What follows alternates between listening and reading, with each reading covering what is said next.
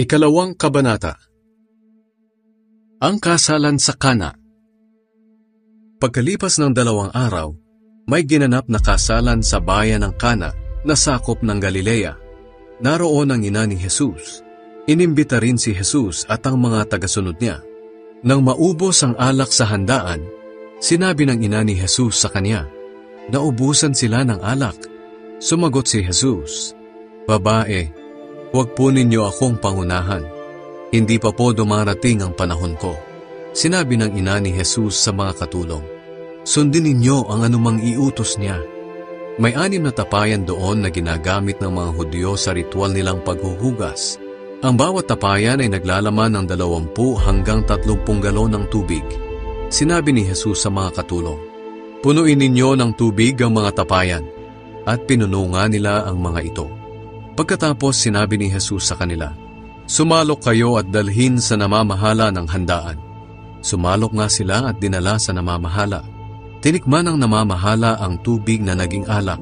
Hindi niya alam kung saan nanggaling ang alak, pero alam ito ng mga katulong na sumalok ng tubig.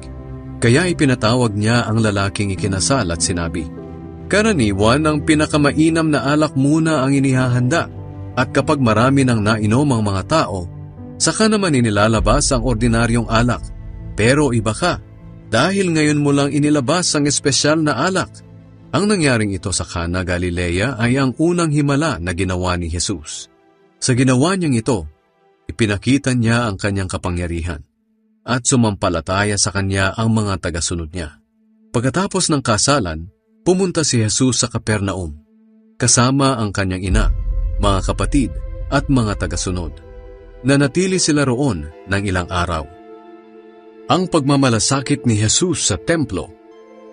Malapit na noon ang pista ng mga Hudyo na tinatawag na Pista ng Paglampas ng Anghel. Kaya pumunta si Jesus sa Jerusalem.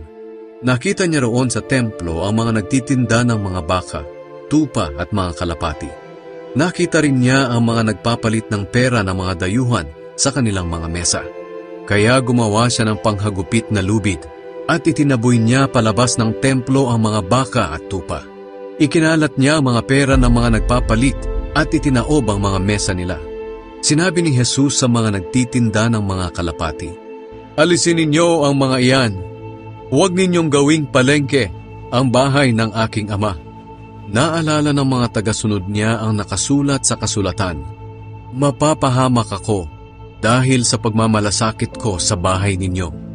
Dahil sa ginawa niyang ito, tinanong siya ng mga pinuno ng mga Hudyo, "Anong himala ang maipapakita mo sa amin upang mapatunayan mong may karapatan kang gawin ito?" Sinagot sila ni Jesus, "Gibain ninyo ang templong ito, at sa loob ng 3 araw ay itatayo kong muli." Sinabi naman nila, "Ginawa ang templong ito ng 46 na taon, at itatayo mo sa loob lang ng 3 araw? Pero hindi nila naintindihan na ang templong tinutukoy ni Jesus ay ang kanyang katawan. Kaya nang nabuhay siyang muli, naalala ng mga tagasunod niya ang sinabi niyang ito. At naniwala sila sa pahayag ng kasulatan at sa mga sinabi ni Jesus tungkol sa kanyang muling pagkabuhay. Alam ni Jesus ang kalooban ng tao. Habang si Jesus ay nasa Jerusalem ng pista ng paglampas ng anghel, marami ang sumampalataya sa kanya nang makita nila ang mga himalang ginawa niya. Pero hindi nagtiwala si Jesus sa pananampalataya nila dahil kilala niya ang lahat ng tao. At hindi na kailangang may magsabi pa sa kanya tungkol sa mga tao dahil alam niya kung ano ang nasa mga puso nila.